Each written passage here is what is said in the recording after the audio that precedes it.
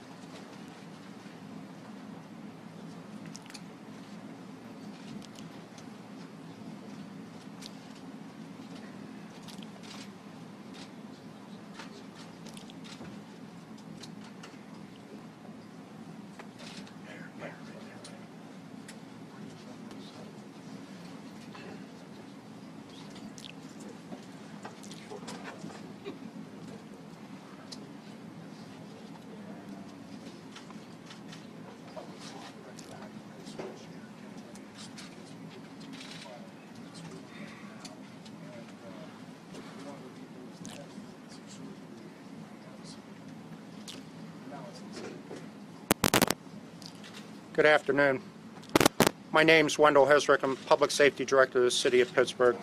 To my left is Scott Schubert, the Chief of Police. First off, on behalf of the city, our hearts go out to all the victims that have been involved in today's tragedy. These incidents usually occur in other cities. Today, the nightmare has hit home here in the City of Pittsburgh. As you're well aware, the Tree of Life Synagogue at 5898 Wilkins Avenue. At 9:54 this morning, calls were received at the Allegheny County Emergency Operations Center that an active shooter was inside the building. At 9:55, officers were dispatched.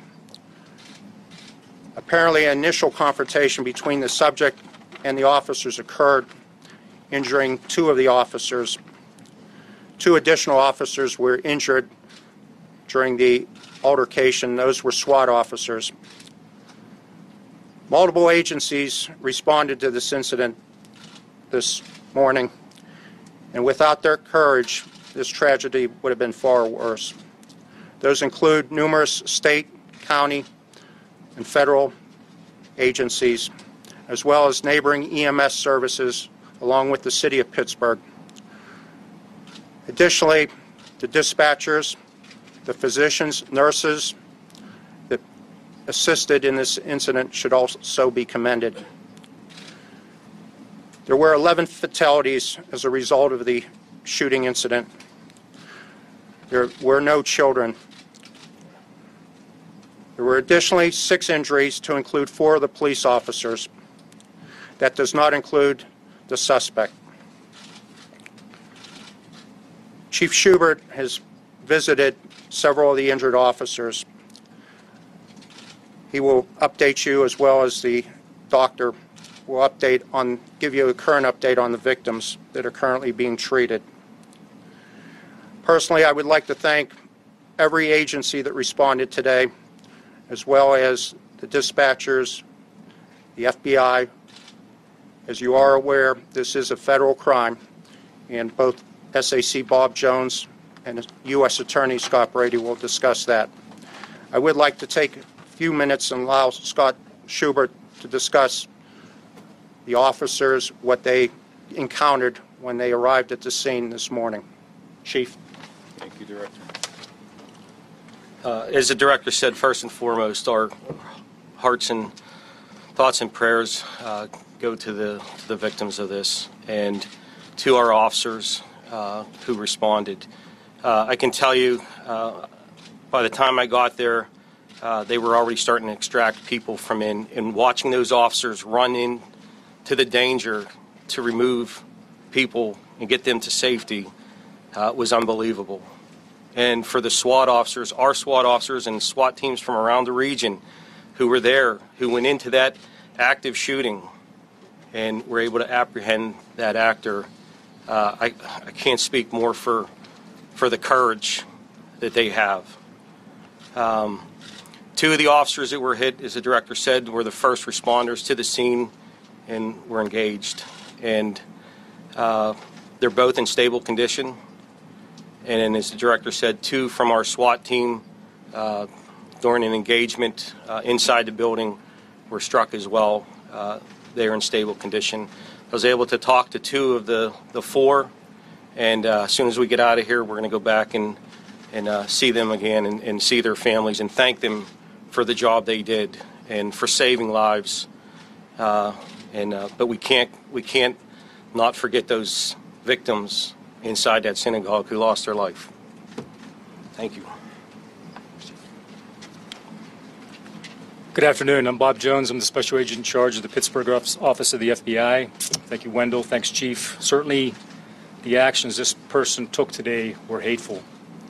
We're in the early stages of this investigation, and over the next several days and weeks, we will look at everything in the suspect's life, his home, his vehicle, his social media, and his movements over the last several days. At this point, we have no knowledge that Bowers was known to law enforcement before today. I want the people of Pittsburgh to know that the FBI will work around the clock to get them the answers to why and how this happened. That said, we ask for the public's patience in the coming hours and days as we work through this investigation.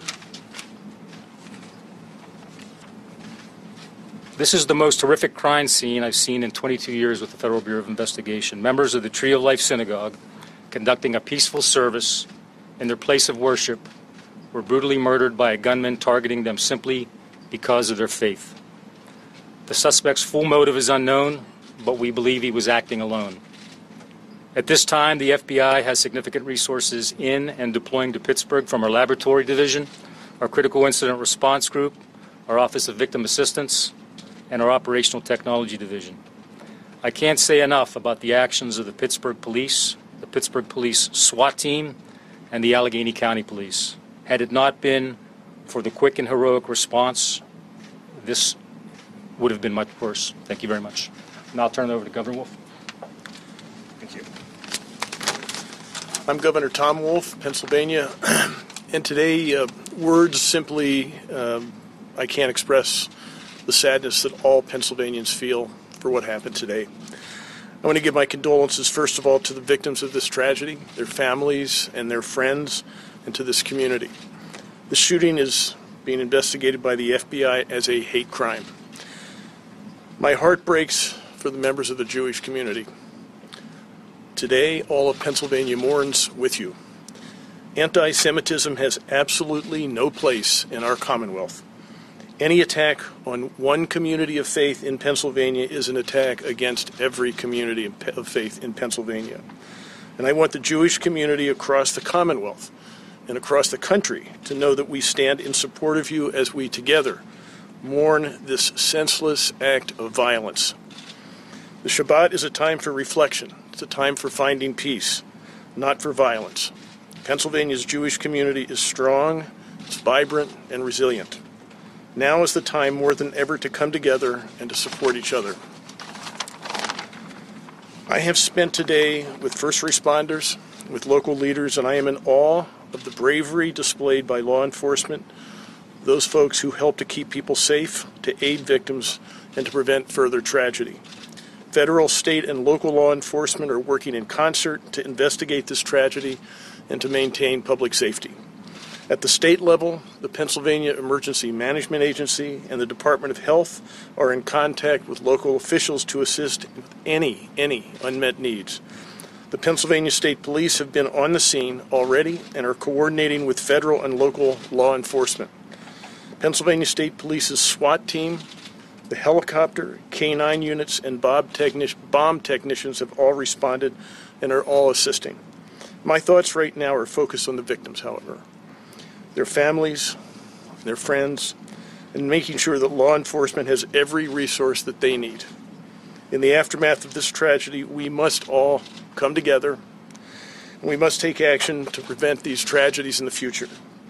We simply cannot accept this violence as a normal part of American life. These senseless acts of violence are not who we are as Pennsylvanians.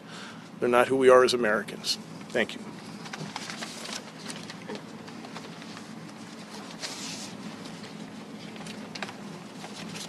Good afternoon. I'm Scott Brady. I'm the United States Attorney for the Western District of Pennsylvania. Today is a tragic day for Pittsburgh. and it's a tragic day for our brothers and sisters in the Jewish community. On behalf of the Attorney General and the entire United States Department of Justice, we want to express our deepest and most heartfelt condolences to the victims and their loved ones, the Jewish community, and everyone who was affected by this terrible and unspeakable act of hate. I spoke with General Sessions today, and he wanted me to also express his condolences and know that he stands with Pittsburgh and with Pittsburgh's Jewish community. The actions of Robert Bowers represent the worst of humanity. We are dedicating the entire resources of my office to this federal hate crime investigation and prosecution, and we expect to file criminal charges shortly, perhaps as early as today. Please know that justice in this case will be swift and it will be severe. I want to echo the comments of Chief Schubert and the bravery that was exhibited by the SWAT teams of Pittsburgh Police and the Allegheny County Police. They ran toward gunfire to keep people safe. And they exemplified today the best of all of the traditions of law enforcement and of the Pittsburgh Police. Know that we're working together with our federal, state, and local law enforcement partners to gather all the facts. The cooperation of law enforcement has been outstanding. I was at the scene today, which, as was stated by Special Agent Jones, was a horrible scene to witness. And yet, all of the federal, state, and local partners stood together in concert and are working together to solve this. We deeply appreciate the response of the Pittsburgh Police, the FBI, Allegheny County Police, and all of our law enforcement partners who are working so hard. Know that we will work day and night for justice for the victims of this crime, and please know that we'll continue to update you as we are able. Thank you.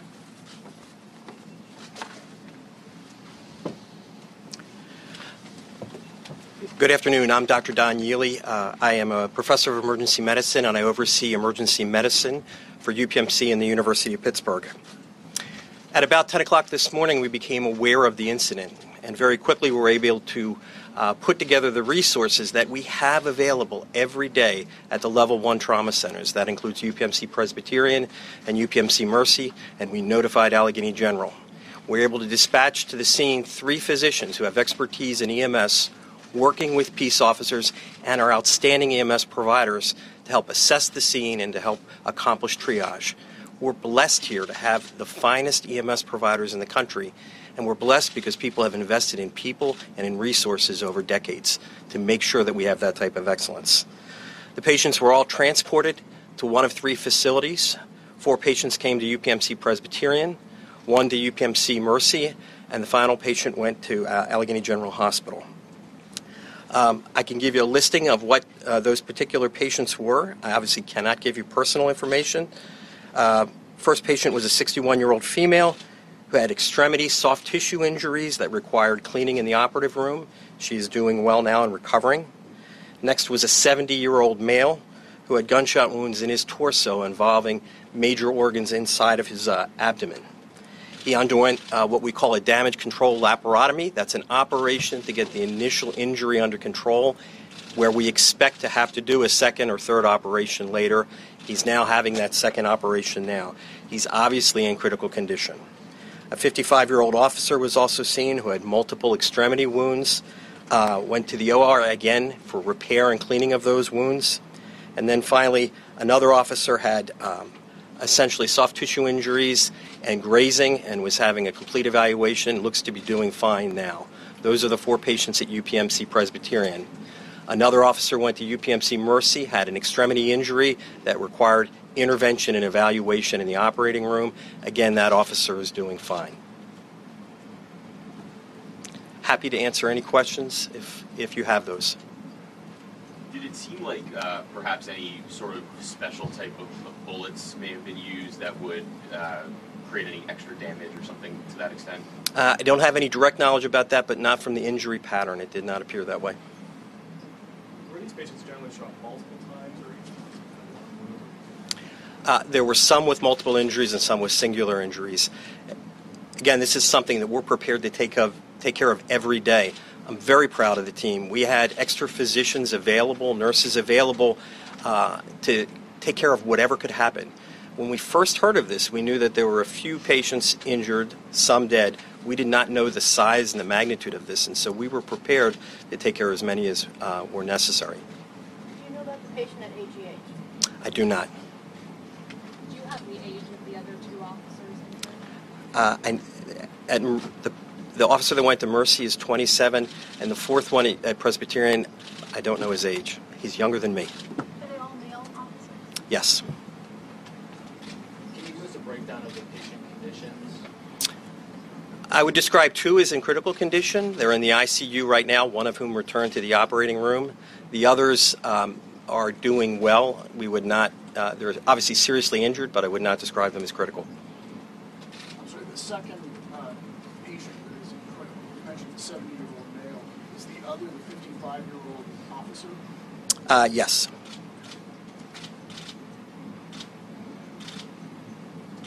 We'll take a few other questions one at a time, please. Question for the special agent.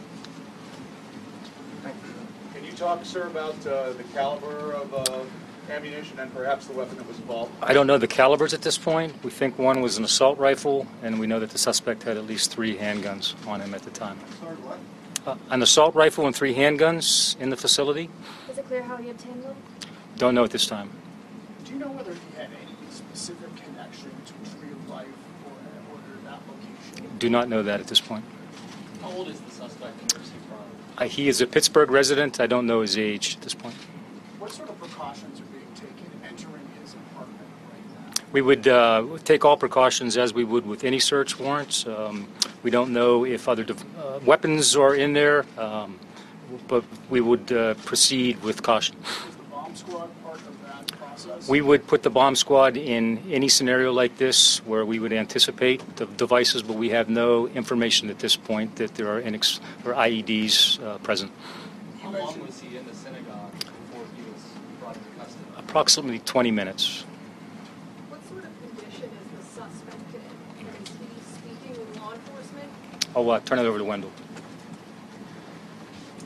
I will not get into whether or not he's speaking with the authorities. However, my understanding was he was transported to the Allegheny General. He's in fair condition with multiple gunshot wounds. Have you found any body armor? I do not have that answer at this point. Does anyone, have the investigators have that answer? Flak jacket, body armor? Don't know at this point. Can you tell us a little bit more about the service that was going on inside and the gunman? I don't. I know a service was taking place. I'm not quite sure of exactly which kind. Okay, there have been reports of the baby naming? Yes, we heard that as well. But we can't confirm. I can't confirm that at this time. Was the gunman shot by police or were those self-inflicted gunshot wounds?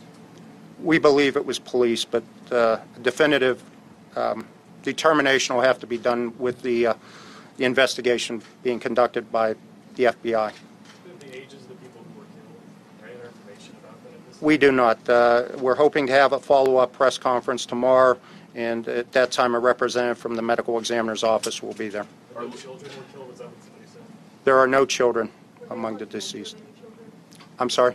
Were children among the injured? I don't believe so. Were they present? We are still talking to the many witnesses at this point, so. Did the gunman shout anything before he opened fire? We don't have that information at this point. Are local synagogues in Pittsburgh on lockdown at this time? I don't know about lockdown, but we will certainly make sure that the information is passed so they can take necessary precautions.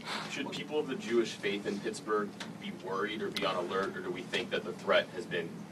We think the threat has been eliminated. Again, we don't think that anybody has been associated with this gunman, but we'll continue to look at all angles in the conduct of the investigation. If I could just follow up on that, Pittsburgh Bureau of Police have been notified of numerous services that are being conducted, including a vigil tonight, and we will have adequate police protection at those There was no sites. security at the synagogue this morning, was there? Not that we're aware of. Last question. What can you tell us about the suspect's movements inside the synagogue and what he actually did when he went in there? After he entered the synagogue, it looks like at that point he murdered the 11 parishioners. I believe he was exiting or in the process of exiting the synagogue when a Pittsburgh uniformed officer engaged him. That Pittsburgh officer was subsequently wounded. He withdrew, and as he withdrew, the defendant or the suspect went back into the synagogue in order to hide from SWAT officers. who were moving towards the scene. And that's all we know at this point. And what's his status medically? Is he injured? He is. And I'm sorry, one clarification on the weapons. You mentioned an assault rifle and 3 handguns. Is there evidence that he used all of those weapons? I don't know that at this point. We'll look at the crime scene in detail this evening and no more. And update you in the morning.